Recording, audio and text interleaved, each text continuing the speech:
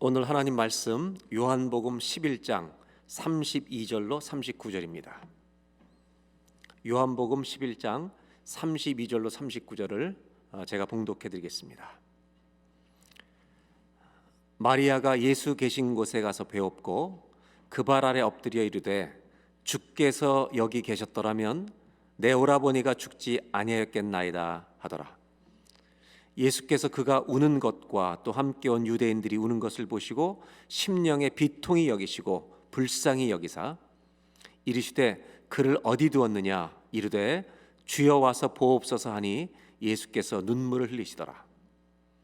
이에 유대인들이 말하되 보라 그를 얼마나 사랑하셨는가 하며 그중 어떤 이는 말하되 맹인의 눈을 뜨게 한 이 사람이 그 사람은 죽지 않게 할 수 없었더냐 하더라. 이에 예수께서 다시 속으로 비통히 여기시며 무덤에 가시니 무덤이 구리라 돌로 막았거늘 예수께서 이르시되 돌을 옮겨 놓으라 하시니 그 죽은 자의 누이 마르다가 이르되 주여 죽은 지가 나흘이 되었음에 벌써 냄새가 나나이다. 한번 저를 따라 하실까요? 예수께서 이르시되 돌을 옮겨 놓으라. 오늘 나눌 말씀의 제목은 돌을 옮겨 놓으라라는 말씀입니다. 우리의 모든 사람의 인생 여정에는 형통함과 곤고함이 함께 있습니다. 전도서 말씀처럼 우리 인생을 인도하시는 방식입니다. 형통함만 있는 사람도 없고 곤고함만 있는 사람도 없고요. 둘 다 가지고 있습니다. 그런데 언제 문제가 발생하냐면 곤고한 일들이 너무 길어질 때입니다. 언제 문제가 발생하냐면 너무 큰 고난이 우리에게 왔을 때 우리에게는 많은 생각이 복잡해지기 시작합니다. 요한복음 5장에 38년 된 병자가 등장합니다. 그 사람 앞에 예수님이 나타나셔서 질문을 하십니다. 그때 이 사람이 하는 대답이 요한복음 5장 7절에 나옵니다.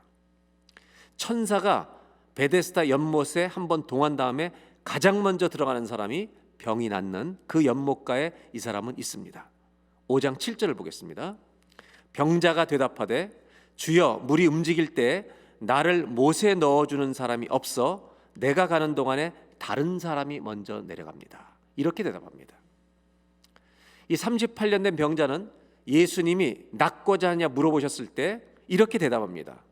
두 종류의 사람, 나를 못에 넣어주는 사람이 없고 그 다음에 다른 사람이 먼저 내려간다고 말합니다. 네, 됐습니다.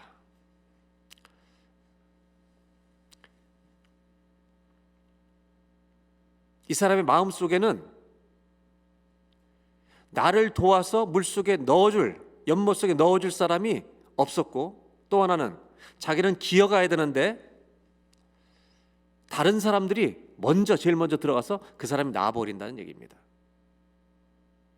이 37년 된 병자의 마음속에는 자기가 낫지 못한 모든 것을 책임을 사람들에게 전가하는 행위를 하고 있다는 것입니다. 책임을 전가하는 사람들에게 가장 많이 나타나는 단어 중에 하나가 만약. 만약은 단골 손님입니다. 우리는 4주 동안 만약의 위험에 대해서 말씀을 나누고 있습니다. 한번 도표를 보고 설명을 드리겠습니다.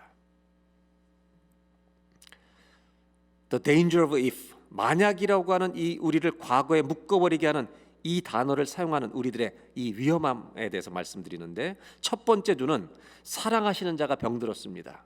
사랑과 고난이 함께 있을 수 없다고 생각하는 우리들의 공식 이 문제 때문에 우리는 고민에 빠집니다. 그러나 예수님도 십자가에서 버림을 당하십니다. 그 이유는 더 위대한 일을 이루시기 위해서 사랑과 고난이 하나가 될 때가 있다는 것을 우리에게 보여주시면서 우리에게 십자가를 보고 참으라고 말씀하시는 하나님의 음성이 있습니다. 지난주 두 번째는 주께서 여기 계셨더라면, 이렇게 과거로 집착해 사는 사람들을 향해 우리 예수님은 현재 하나님이다. 지금 주님이 하실 일이 있다는 것을 우리로 보게 하신 것입니다. 이제 오늘은 돌을 옮겨 놓으라, 이것이 가지고 있는 의미가 무엇인가를 좀 나누려고 합니다. 마르다와 마리아는 나사로의 죽음에 대해서 마음이 너무 아팠습니다. 그래서 만일 주께서 여기 계셨더라면이라고 하는 이 마음을 그들은 가지고 지금 살고 있습니다. 이런 마음을 가진 자매들에게 예수님이 대답을 해주시기 시작합니다. 11장 38절 39절을 다시 보도록 하겠습니다.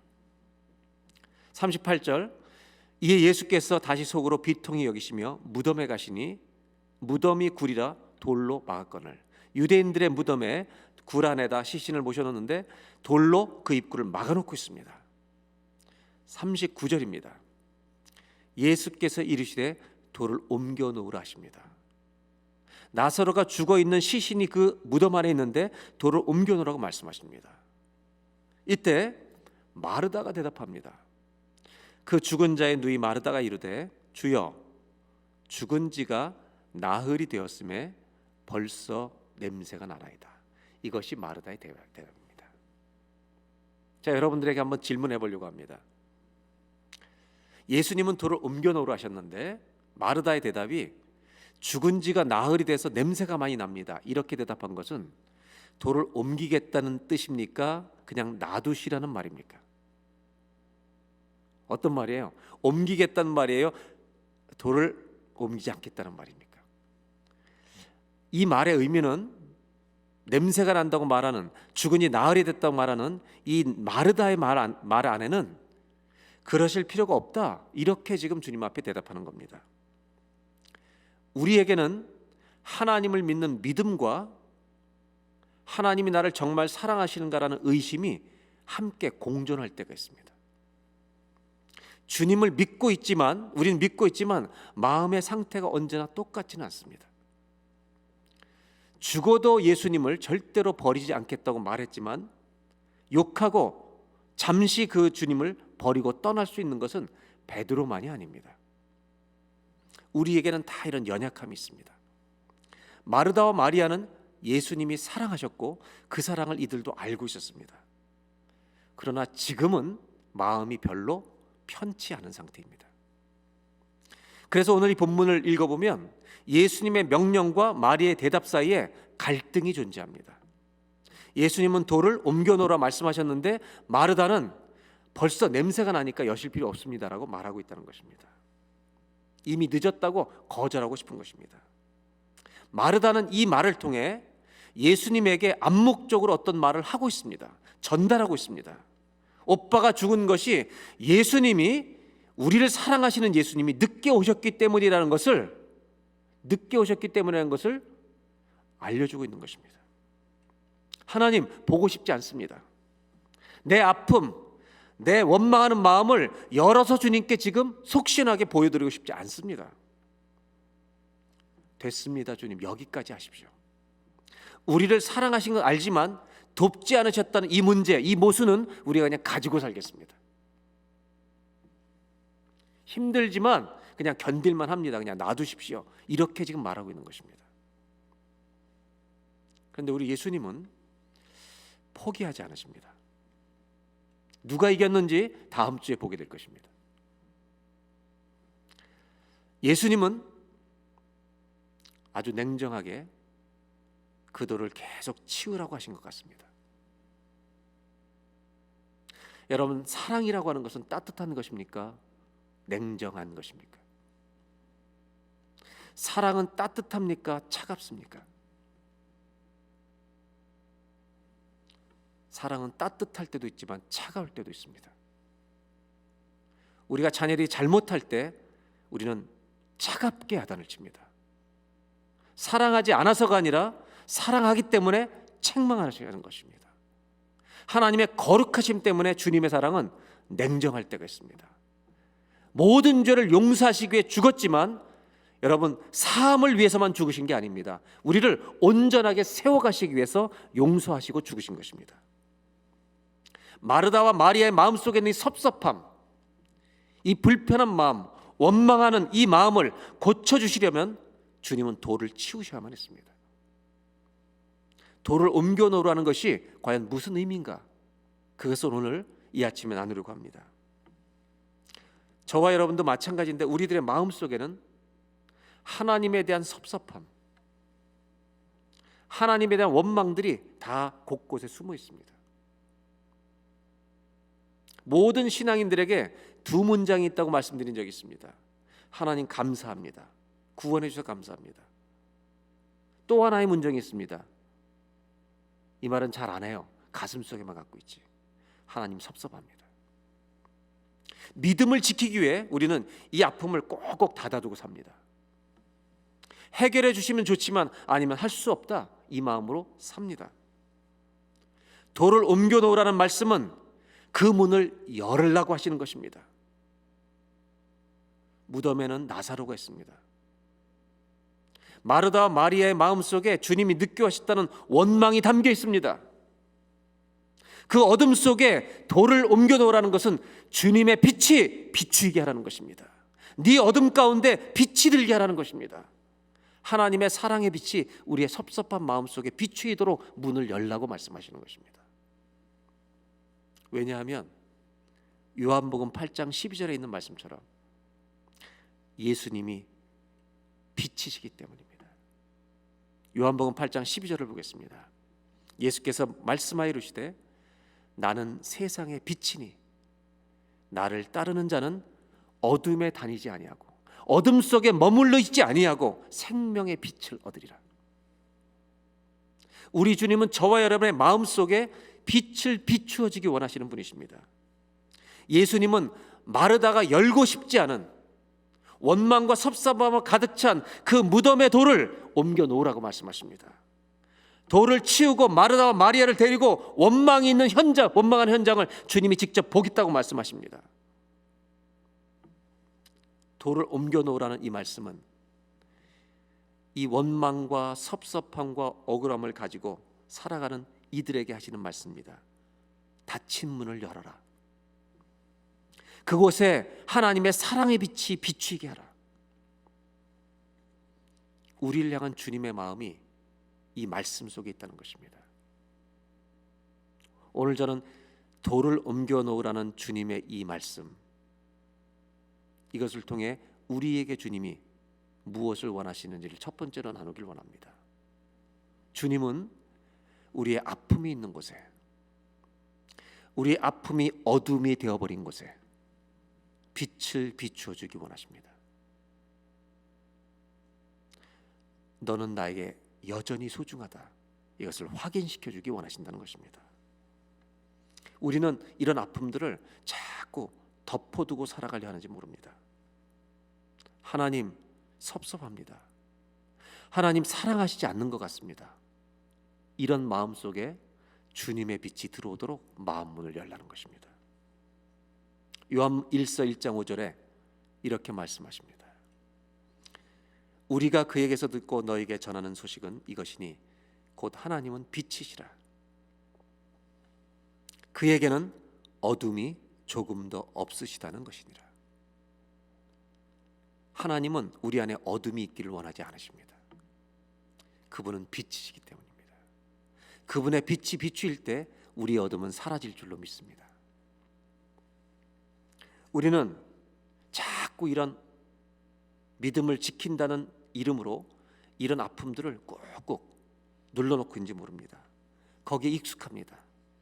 그 대신 입에서는 원망과 후회와 책임 전가하는 말들이 우리 입에 배어 있습니다. 우리 주님은 주님께 내려놓으라고 말씀하십니다. 마르다는 그 냄새나는 장면을 보고 싶지 않았습니다. 주님이 그렇게 늦게 오셔서 내 오빠가 죽었다고 이렇게 말하고 싶었습니다. 이 마음은 내 신앙의 무덤과도 같습니다. 나를 사랑하시지 않는다는 이 마음을 가슴속에 고이고이 품고 살아가는 것과 똑같습니다. 예수님이 돌을 옮겨 놓으라는 것은 그 마음을 주님 앞에 열어놓으라는 것입니다. 어떻게 열어놓냐 하면 하나님 힘들었습니다. 섭섭했습니다.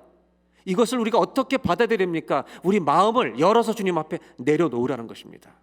그분 앞에서 마음을 토하라는 것입니다. 예수님은 그들을 데리고 와서 이제 돌을 옮겨 놓으라고 말씀하십니다. 예수님이 죽어있는 나사로를 향해 뭔가 하실 일이 있기 때문입니다. 사실은 이 돌을 옮겨 놓으라는 이 말씀은 수많은 사람들에게 똑같이 적용됩니다. 요한복음 4장에는 요한복음에 이런 이야기가 많이 나오는데 요한복음 4장에는 사마리아 여인의 이야기가 나옵니다. 예수님이 제자들과 길을 가다가 고나셔서 피곤하셔서 그 사마리아 우물가에 앉아 계십니다. 그리고 제자들은 음식을 구하러 갔습니다.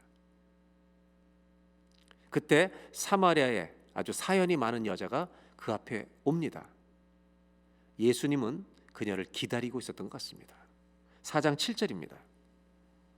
사마리아 여자 한 사람이 물을 기르러 왔음에 예수께서 물을 좀 달라 하시니 8절 제자들이 먹을 것 사러 동네에 들어갔기 때문입니다. 예수님은 물을 달라고 말을 거셨습니다. 그때 9절에 사마리아 여자가 이르되 당신은 유대인으로서 어찌하여 사마리아 여자인 나에게 물을 달라 하나이까 하니 이는 유대인이 사마리아인과 상종하지 아니함이로라.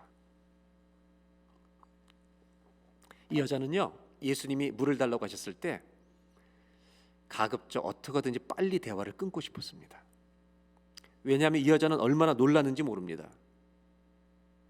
늘 사람이 아무도 없는 대낮에 물을 길러 왔는데 남쪽 유대 남자 사마리아인들을 우습게 여기는 그것도 유대 남자가 앉아서 자기한테 물을 달라고 말을 거니까 빨리 말을 끊고 자기는 물을 길어서 가고 싶었습니다. 자기의 인생의 많은 부분들을 보여주고 싶지 않았습니다. 그때 예수님이 이렇게 상종하지 않는데 왜 말을 거십니까 하는 이 여인에게 그 다음 말을 이어가십니다. 이것이 굉장히 중요한 구절입니다. 4장 10절 예수께서 대답하여 이르시되 네가 만일 하나님의 선물과 또 내게 물 좀 달라 하는 이가 누구인 줄 알았더라면 네가 만일 하나님의 선물과 또 너에게 물을 좀 달라는 이가 누구인지 알았더라면 네가 그에게 구했을 것이요 그가 생수를 내게 주었을 것이라고 대답하십니다.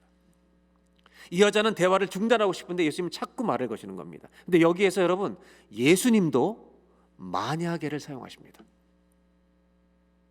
우리를 병들게 하고 과거로 끌고 가고 책임을 전가시키는 만약도 있지만 성경에는 우리를 소망 가운데로 인도하는 만약도 있다는 것입니다. 예수님은 이 여자에게 만약에 너에게 말을 하고 있는 자가 누구인 줄 알았다면 네가 이것을 한다면 그분에게 물을 달라고 구했을 것이다. 얼마나 당황스러웠겠습니까? 이 여자는 이분이 무슨 말씀을 하시는가? 빨리 가고 싶은데 자꾸 말을 거는 겁니다. 여러분 이 여자는 사마리아 동네가 다 알고 있는 문제아입니다. 저질스러운 여자로 평판이 나와 전부 다 알려진 여자입니다. 그래서 늘 사람들이 없는 곳에 혼자 있습니다. 아무에게도 말할 수 없는 자신의 고통, 과거, 이 어둠이 자기 인생을 덮고 있었습니다. 이 여자는 더 이상 말하고 싶지 않아서 우리 조상들이 물려준 야곱의 우물이 여기 있는데 어디서 그런 생수를 당신 주시겠다는 말입니까? 이렇게 의문을 제기합니다. 그때 예수님은 13절 14절에 또 이상한 대답을 하십니다. 13절 14절입니다. 예수께서 대답하여 이르시되 이 물을 마시는 자마다 또 목말라서 다시 들어와야 되지만 14절 우리 다 같이 한번 읽겠습니다. 내가 주는 물을 마시는 자는 영원히 목마르지 아니하리니 내가 주는 물은 그 속에서 영생하도록 솟아나는 샘물이 되리라. 여러분 이런 물은 들어본 적이 없습니다.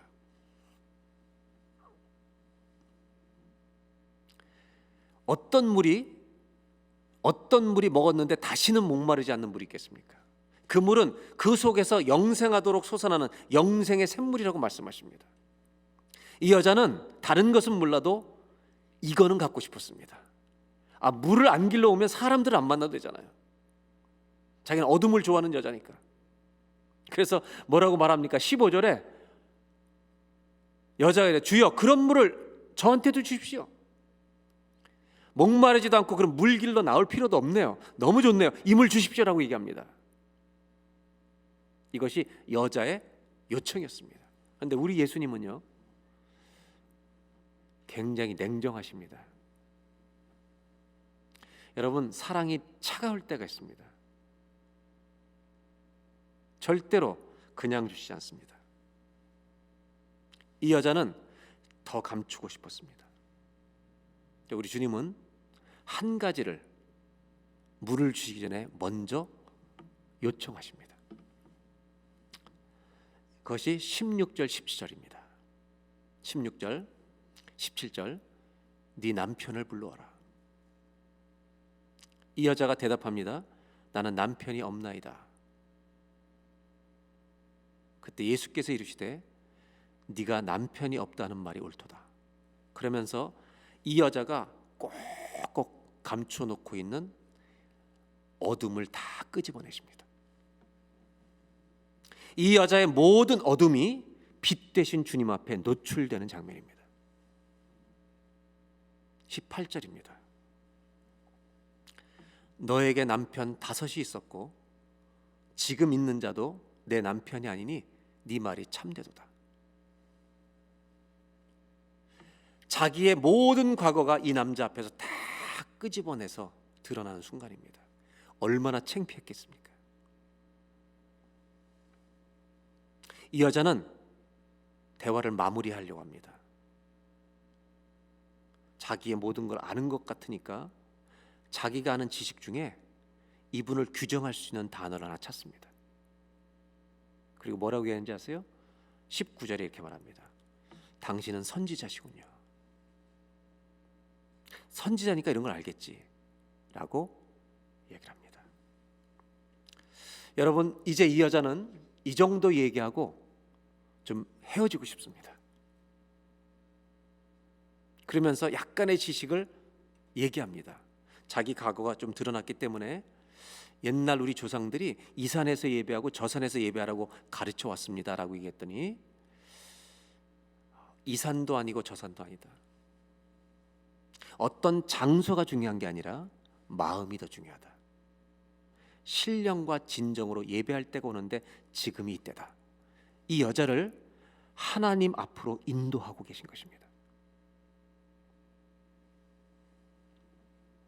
이때 이 여자는요, 자기가 가지고 있었던 지금까지 모든 구약과 유대인으로서 지식 중에 사마리아인의 지식 중에 기가 막힌 단어 하나를 끄집어냅니다. 자기가 알고 있는 정말 이 단어, 그게 뭔지 아세요, 여러분? 그 단어를 예수님께 얘기합니다. 25절입니다. 여자가 이르되 메시아 곧 그리스도라는 이가 오신다고 구약에서 얘기했습니다.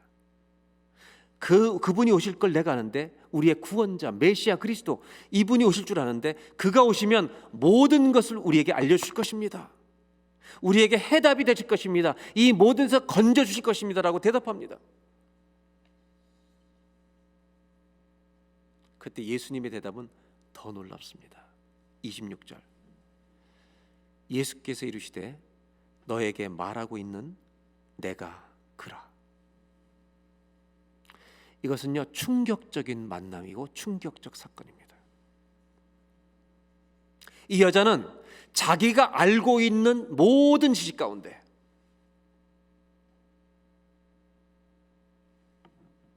메시아만이 이 문제를 해결할 수 있습니다. 그분이 오시면 모든 것을 알려주실 것입니다. 내가 왜 이렇게 됐는지, 내가 어떻게 살아야 되는지 모든 사람에게 그분은 답이 되실 겁니다. 그렇게 말했는데요, 예수님이 너에게 말하고 있는 내가 그리스도니라 라고 말씀하신다는 겁니다. 이 여는 해결받을 수 없었던 모든 문제가 바로 그리스도 앞에서 드러나게 됩니다. 예수님 앞에 자기가 어떻게 살아왔는지 모든 어둠이 다 드러났다는 것을 깨닫습니다. 무덤같이 묻어놨던 자신의 과거가 다 열려버리는 것입니다. 어둠이 드러날 때 빛이 임하는 것입니다. 자신을 억눌러 왔던 모든 삶에서 이 여인은 자유케 됩니다. 왜냐하면 우리의 과거와 모든 상처에서 자유케 하실 수 있는 분이 메시아 그리스도밖에 없기 때문입니다.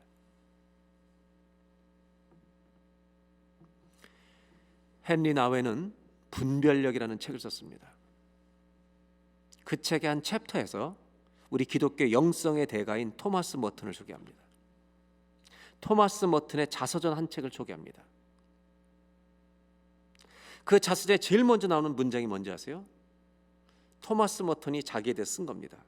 나는 1951년 큰 전쟁 중 프랑스와 스페인 어떤 그 경계선상에 있는 프랑스의 산맥에서 나는 태어났다라고 기록합니다. 그 문장을 헨리 나웨이 인용하면서 한 사람에게 매우 중요한 것이 하나 있는데, 인생을 분별력을 가지고 똑바로 살려면, 분별력 가지고 똑바로 살려면 자기가 누구인지 정체성을 알아야 한다는 것입니다.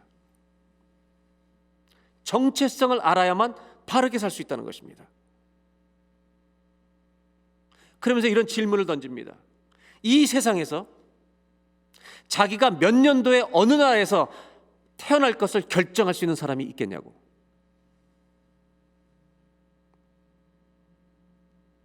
내가 언제 어느 나라의 어느 도시 어느 가정에서 태어날 수 있는지를 결정할 수 있는 사람은 아무도 없고, 이것을 결정할 수 있는 분은 창조주 하나님밖에 없다는 것입니다. 그렇다면 우리의 정체성이 바뀌어버리는 것입니다. 이 사마리아 여인은 내가 왜 이런 이상한 가정에서 태어나서 내가 이렇게 타락하고 죄를 짓고 이렇게 살아가야 하는가, 무엇에라도 만족이 없고 가정을 원망했을 수도 있습니다. 수백 번 자살하고 싶은 충동도 이 여자에게 있었을지 모릅니다. 그러나 저와 여러분이 태어난 곳, 태어난 연도, 태어난 장소, 우리를 두신 이 가정, 이것이 하나님의 계획이라는 것을 안다면 여러분, 우리가 태어난 그 자리는 원망할 자리가 아니라 사명의 자리가 되는 것입니다. 하나님이 나 같은 사람을 통해 우리 가정을 믿음으로 세워가라고, 나를 몇 년도에 우리 가정에 태어나게 하셨구나. 여러분, 억울해하지 마시기 바랍니다.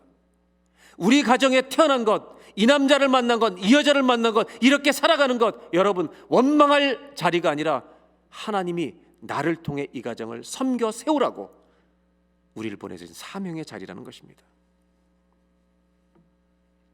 어둠 속에 있던 사마리아 여인, 이 여인은 창조주를 만난 겁니다.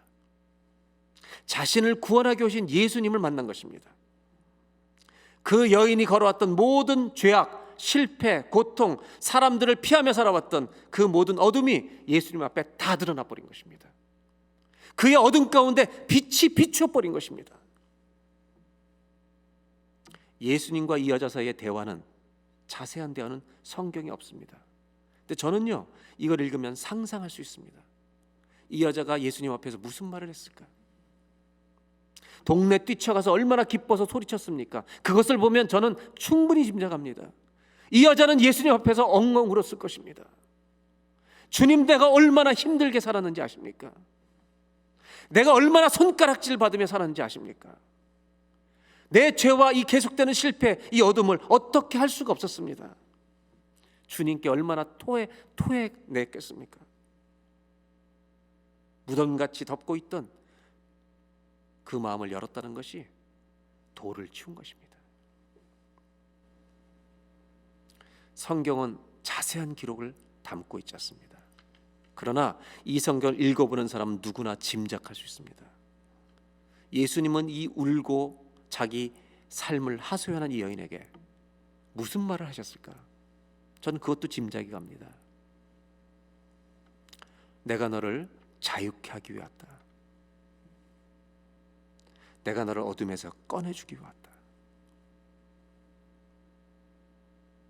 눌린 자를 자유케 하기 위해 오셨다고 누가복음에 말씀하시지 않았습니까? 그의 모든 묶임이 끊어지는 시간이었습니다. 왜냐하면 메시아 그리스도 그분만이 나를 새롭게 살아갈 수 있도록 도와줄 수 있는 하나님이시기 때문입니다. 그리고 그녀는 바로 뛰어가 물동이까지 버려두고 영원한 생수이신 예수님을 만났기 때문에 마을로 뛰어들어가 내가 예수님을 만났다고 그렇게 소리치고 다녔습니다. 성경은 뭐라고 기록하고 있는지 아세요? 저 여자를 쳐다보지도 않던 마을 사람들이 그 여자 때문에 많은 사람이 예수께로 왔다고 기록하고 있습니다. 어둠의 여자가 사람들을 주님께 인도하는 여자로 바뀔 수가 있습니다. 이 여인에게 두 가지 발견이 일어났습니다. 그건 뭐냐면 자기가 얼마나 처참한 여인이었는가, 자기 발견, 동시에 예수님이 누구신가라는 예수 발견. 자기 발견과 예수 발견이 됐을 때 우리는 벗어나는 것입니다. 회복이 일어나는 것입니다. 시편 139편에는 놀라운 말씀이 있습니다. 11절 12절입니다. 내가 혹시 말하기를 여기에도 if라고 말합니다. 만일 내가 말하면 흑암이 반드시 나를 덮고 나를 두른 빛은 밤이 되리라. 나는 어둠 속에 있을 거야. 나는 어둠으로 살 거야. 이렇게 되리라 할지라도 12절 주님에게는 그분 앞에서는 흑암이 숨기지 못하며 밤이 낮과 같이 비추이나니 주에게는 흑암과 빛이 같음이니라. 여러분, 아무리 꽁꽁 감추고 있어도 주님 앞에 나오면 다 아신다는 것입니다. 돌을 치우라는 의미가 사마리아 여인에게는 무슨 뜻입니까? 오늘 두 번째로 나누고 싶은 게 있습니다. 그렇게 끝까지 어둠 속에 살고 싶었던 이 여인이 자기를 기다린 주님을 만났을 때 빛 가운데로 나오는 것입니다. 두 번째 메시지입니다. 주님의 빛이 나의 어둠을, 모든 어둠을 이기실 것입니다. 20년, 30년이 된 어둠도 상관이 없습니다. 주님이 만지시면, 빛을 비추어 주시면, 내 아픔에 사랑의 빛을 비추어 주시면 우리는 일어설 것입니다.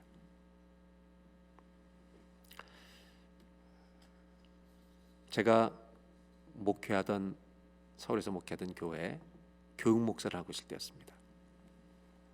겨울방학이었습니다. 중학교 3학년 여학생이 전화를 저한테 했습니다. 목사님, 저 집 나왔습니다. 너 왜 그러니? 그랬더니 이제 술집에 가려고요. 정말 중학교 3학년 졸업하는 아이가 전화를 해서 충격적이었습니다. 너 지금 어디니? 공중전화에서 전화하는 거였는데 논현동에 있는 어디 공중전화입니다. 거기 그대로 있어라. 저희 아이들 둘이 다 어릴 때입니다. 제 아내한테 얘기하고 데리고 가서 걔를 픽업하러 가서 걔를 데리고 저희 집에 와서 저희 집 방이 2개였는데 애들 다 우리 집에 우리 같이 자고 얘를 하루 우리 집에 채웠습니다. 그러면서 왜 술집으로 가려고 했느냐 물어봤습니다. 그랬더니 친척에게 성폭력을 당해왔습니다. 자기는 이제 버린 몸이라고 생각한 것입니다. 중학교 3학년 학생이 그렇게 할 수 있었습니다. 그래서 저는 그 아이의 이야기를 다 듣고 같이 밥을 먹고 학생부 담당 부장 권사님이었던 여자 권사님이 계셨는데 마침 그분이 현직 교사였습니다. 고등학교, 중고등학교, 미션스쿨에. 그래서 이 아이가 이렇게 와 있습니다. 권사님 어떻게 하면 좋겠습니까? 이 권사님은 남편이 중국에서 사업을 하고 계셨는데 믿음이 아주 좋으신 분이었습니다. 목사님, 내일 제가 우리 집으로 데려오겠습니다. 목사님 댁에를 계속 데리고 있을 수 없으니까. 그래서 그러면 너무 감사하겠습니다. 그래서 그 다음날 데려가셨습니다. 그리고 권사님이 그 아이와 대화를 오래 하고 저에게 전화를 해주셨어요. 얘가 지금 고등학교 와서 공부할 수 있는 그런 상황이 안 되니 얘는 좋은 기술을 배워서 앞으로 준비하면 좋겠습니다. 그래서 그 아이를 얘기해서 본인이 그 학교로 가겠다고 해서 이제 직업 학교로 그 아이를 나중에 한 달 안에 보내게 되었습니다. 저는 목회하면서 이런 어둠으로 찾아가려는 사람을 본 적이 있습니다. 근데 상담이 필요한 이유는 우리는 빛이 아닙니다. 그러나 우리는 빛 대신 주님께 인도할 수는 있습니다.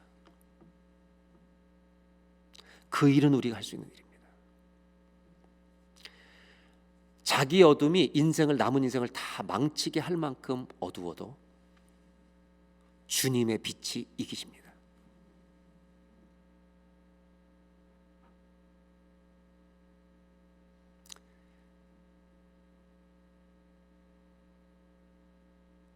주님의 사랑이 이기십니다. 돌을 옮겨 놓으라고 말씀하시는 우리 주님의 이유는 여기 있습니다. 우리 안에 구석구석에 숨어 있는 그 원망과 섭섭한 마음들을 끄집어내서 고쳐주시기 위함입니다. 어떤 어둠도 주님의 빛보다 큰 것이 없습니다.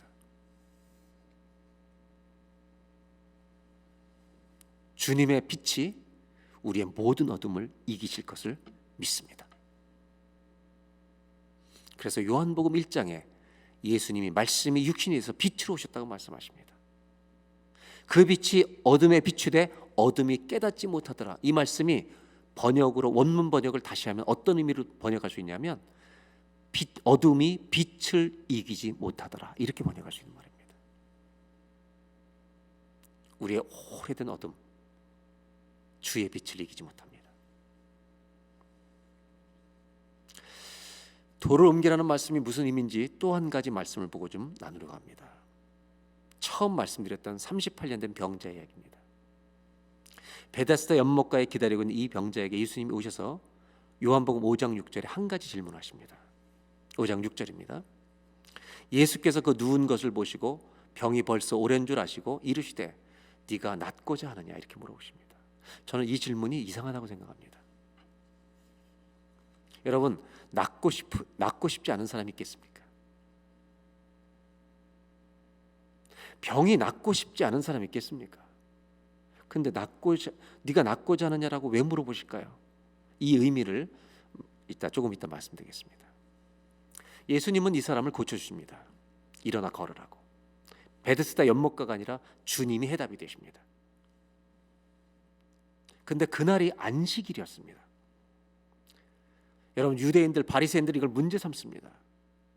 그래서 사람들이 이 38년 된 병자한테 와서 물어봅니다. 누가 너를 낫겠냐? 그날이 안식일인 걸 모르냐? 근데 정말 이 사람은요, 38년 된 병자는 예수님이 메시아인지 몰랐습니다. 그분이 말씀에서 일어난 것뿐입니다. 이렇게 이야기는 끝이 납니다. 그런데 아주 재밌게도 이 38년 된 병자 이야기는 후속 이야기가 있습니다. 병이 난 것으로 끝이 아닙니다. 누가 너를 고쳤느냐? 누군지 모릅니다. 안식일날 고친 사람 문제가 많다. 이 여러분 바리새인들은, 율법주의자들은요, 하나님의 생명을 살리신 거, 고쳐주신 거 여기에 관심이 없고 안식일에 행한 것이 관심이 있습니다. 문제 삼으려 합니다. 근데 성경은 놀랍습니다. 이 38년 된 병자와 예수님이 그 뒤에 성전에서 만나는 이야기를 적어놓고 있습니다. 근데 예수님이 그때 아주 특이한 이야기를 하십니다. 다른 데서 볼 수 없는 이야기입니다. 5장 14절입니다.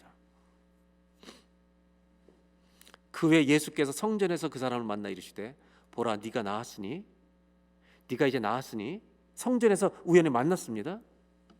성경에 보면 예수님이 그를 발견했죠. 그리고 뭐라고 말하냐면 네가 고침받았으니 더 심한 병이 생기지 않도록 다시는 죄짓지 마라라고 말씀하십니다. 여기서 우리가 추측해 볼 수 있는 게 하나 있습니다. 그래서 어떤 가능성이 있냐면 이 사람의 질병의 경우는 죄 때문에 왔다고 생각할 수 있는 이 사람에게 죄 때문에 이 병이 왔다고 생각할 수 있는 요인이 있었다는 것을 가능성을 보여줍니다. 그래서 다시 죄를 져서 더 큰 병에 걸리지 않도록 조심하라고 얘기합니다. 이게 무슨 말인가? 요한복음 5장 6절을 다시 보겠습니다. 네가 낫고자 하느냐? 낫기 위해서 물론 있습니다. 그런데 여러분, 아픔과 상처가 많이 내 내면에 가져 있는 사람은 해결되지 않으면 수많은 증상들이 나타납니다. 만약 책임전가, 여러분 도피형, 심지어 원망형, 그 다음에 어떤 형도 있는지 아세요? 아주 특이한 허황된 생각을 꿈꾸는 형도 나타납니다. 이루어질 수 없는 것을 자꾸 상상합니다. 도박에 빠질 수 있고 중독에 빠질 수 있습니다. 그 중에 하나가 뭔지 아세요? 나는 이 병 속에 살아야 마땅하다고 생각할 수 있습니다. 자기 정죄형입니다. 네가 낫고자 하냐고 예수님이 물어보신 이유는 혹시 이 사람이 내가 평생 그냥 이렇게 살아도 되라고 생각하는 거기에 머물러 있기를 원하지 않는 마음으로 질문하시는 것입니다. 사람들 중에 도덕적 책임을 지라는 게 아니라 자기를 정죄해서 나는 이런 인간으로 살아야만 되라고 자기를 정죄하는, 학대하는 사람들이 나타날 수 있다는 것입니다. 이런 마음은 영적인 무덤입니다. 폴 브랜드 박사는 평생을 한센병 연구에 바쳤습니다. 그리고 인도에 그 병이 많았기 때문에, 이 나병 환자들이 많았기 때문에 손이 꼬부라지는 사람들, 이 사람들의 손을 회복시키는 사역을 많이 했습니다. 인도에서 오랫동안 사역했어요. 근데 이분이 사역할 때 정말로 손이 이렇게 꼬부라졌던 사람들이 펴지는 일들이 나타났습니다. 얼마나 이분은 기뻐했는지 모릅니다. 왜? 건강에 회복시켜주니까, 일할 수 있는 손으로. 그래서 그 손이 펴진 사람들이 이 박사한테 와서 인사하고 감사했습니다. 그런데 그 다음에 충격적인 소식을 듣습니다. 그건 뭐냐면 이 사람들이 감사하는 마음도 있지만 불평하는 마음을 가지고 박사에게, 이 폴 브랜드 박사에게 찾아왔다는 것입니다. 그것 때문에 이분은 충격을 받습니다. 왜 나았는데 불평하지? 이유가 뭔지 아세요? 박사님, 제가 옛날에 이렇게 손이 꼬부라졌을 때 구걸하며 살았습니다. 구걸하며 살았습니다. 그런데 손을 다 놨고 펴고 나니까 구걸하는데 이 손이 좋지 않습니다. 손이 꼬부라졌을 때는 사람들이 돈을 후하게 줬는데 손이 나으니까 돈을 잘 안 줍니다. 폴 브랜드 박사는 이렇게 생각했어요. 이 사람들을 고쳐준 것이 그들이 구걸하면서 먹고 사는 것을, 그 길을 뺏어버린 것이 되어버린 겁니다. 그리고 이 폴 브랜드 박사는 손을 펴주는 것보다 더 중요한 것을 고쳐줘야 된다는 것을 깨달았습니다. 그리고 의미심장한 말을 그의 책에 남겼습니다. 상한 심령, a broken heart. 이 상한 심령을 가지고 사는 사람들에게, 손가락이 이렇게 돼서 마음이 다 깨어져서 구걸하며 살던 이 손만이 아니라 상한 심령을 가진 사람들에게 인간의 존엄성, 내가 얼마나 소중한 존재인가, dignity, 이 존엄성을 회복시켜주는 작업이 재활의 참된 의미구나. 손이 나았는데도 거진 거예요. 마음은 나는 거지가 아니다. 이 정체성과 존엄성을 회복시켜주는 것이 진짜 재활이다. 요한복음 11장 39절입니다. 예수님은 한 말씀을 하십니다. 돌을 옮겨 놓으라. 돌을 옮겨 놓으라. 돌을 옮겨 놓으라. 왜 이 말씀을 하시는 겁니까? 예수님이 나사로에게, 아니 마르다와 마리아에게 무슨 일을 하시려는 것입니까? 그들이 섭섭해하던 마음에 빛을 비춰주시는 것입니다. 네가 얼마나 나에게 소중한 가정인지 내가 다시 보여줄게. 과거가 아니라 지금 현재에서 일을 행하시겠다는 것입니다. 우리는 수없이 넘어집니다. 작은 일에도 걸려 넘어집니다. 그러나 주님은 수없이 찾아오십니다. 그리고 마음 문 닫고 꽁꽁 닫아놓고 있지 말고 열어라. 힘든 거 나한테 얘기해라. 돌을 옮겨놓으라고 말씀하십니다. 왜냐하면 우리를 일으켜 주실 분은 주님밖에 없기 때문입니다. 돌을 옮겨놓으라는 이유가 있습니다. 주님의 사랑을 그들에게 다시 부어주시려고 하시기 때문입니다. 내가 오지 않았었지만 너희를 여전히 사랑하고 있었다는 것을 확인시켜 주시기 위함입니다. 우리 주님은 특별하신 분입니다. 별일 아닌 것 때문에도 수없이 넘어지는데 그분의 은혜는 멈추지 않고 찾아오셔서 또다시 일으켜 주시고 또다시 일으켜 주십니다. 그분은 계산하지 않으십니다. 그래서 하나님의 은혜는 불공평합니다. 계산해서 하시지 않으십니다. 아무리 넘어져도 또다시 일으키십니다. 주님은 이 가정에 새 일을 행하실 것입니다. 다음 주 부활주일에 이 결론을 나누려고 합니다. 오늘 돌을 옮겨놓으라는 말씀의 마지막 메시지가 뭔가, 마지막 결론을 나누려고 합니다. 돌을 옮겨놓으면 그분의 사랑이 우리에게 다가오기 시작합니다. 사랑하는 교회 여러분, 주님의 사랑을 힘입어 날마다 다시 일어나십시오. 어둠 속에 살지 마시고 일어나십시오. 기도하겠습니다.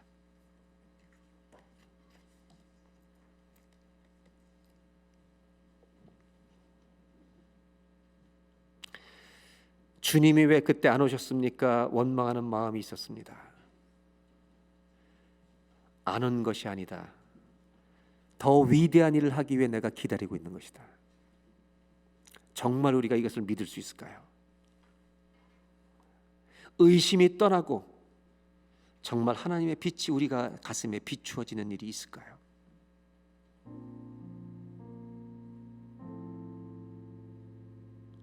사마리아 여인은 영원한 생물, 목마르지 않는 그물만 원했습니다. 그런데 예수님은 남편 데려와라, 그의 모든 어두움을 토하게 하셨습니다. 예수님 말씀하십니다. 너 변할 수 있다. 돌을 옮겨 놓아라. 원망과 그 섭섭한 마음을 꽁꽁 가두고 살지 말고 나한테 털어놓아라. 주님 너무 힘들었습니다. 왜 나를 이렇게 대하시는지 마음이 아팠습니다. 나한테 똑바로 얘기해라. 내가 너의 빛이 되리라. 너는 어둠과 흑암을 다 감추고 나는 어둠이 되리라, 밤이 되리라 말하지만 흑암은 주님 앞에 다 빛과 같다. 다 드러난다. 흑암과 빛이 주님에게는 똑같다 말씀하십니다. 이 시간 다 같이 한번 기도하겠습니다. 하나님 아버지, 영적인 무덤, 이 어둠을 가지고 살지 않게 해주십시오. 빛 대신 주님 앞에 나와 그 주님을 붙들고 하나님 힘들었습니다. 아팠습니다. 너무나 괴로웠습니다. 의심이 갔습니다. 하나님 왜 우리 가정을 이렇게 대하십니까? 아니 나는 왜 이런 가정에 태어나게 하셨습니까? 수많은 질문들이 제 안에 있었습니다. 오늘 도와주십시오. 저의 가슴에 빛을 비추어 주십시오. 그리고 일어나는 예배가 되게 하여 주십시오. 우리 다 같이 한번 자유롭게 이 시간에 기도하겠습니다. 하나님 아버지, 오늘 예수님께서 하신 말씀을 우리는 듣습니다. 돌을 옮겨 놓아라. 돌을 옮겨 놓아라 말씀하십니다. 왜냐하면 그 무덤에, 그 문의 입구에 돌로 막혀 있기 때문입니다. 마르다는 예수님께 전혀 다른 말을 합니다. 죽은 지 나흘이나 되었습니다. 벌써 냄새가 납니다. 주님 됐습니다. 그만하십시오. 그냥 답답한 거, 힘든 거 이 마음 가지고 살겠습니다. 이 모순을 가지고 살겠습니다. 놔두세요 주님. 그러나 우리 예수님은 냉정하십니다. 끝까지 열라고 말씀하십니다. 끝까지 열어라. 하나님, 우리는 어디에 있는 것입니까? 무슨 말을 하며 살고 있는 것입니까? 오늘 이 예배를 통해 돌을 치우게 하여 주시길 원합니다. 원망과 섭섭한 것들을 치우게 하시길 원합니다.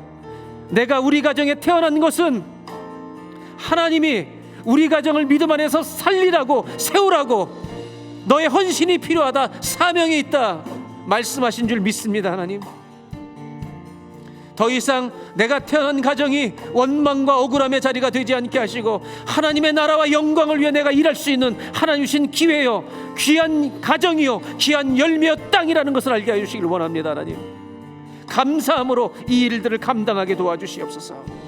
주님의 사랑이 비추면 우리는 일어날 것입니다. 왜냐하면 주님의 빛이 나의 모든 어둠을 이길 것을 우리는 믿기 때문입니다.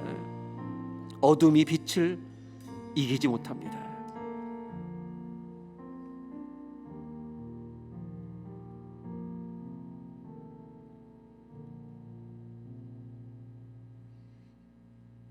사랑하는 우리 주님,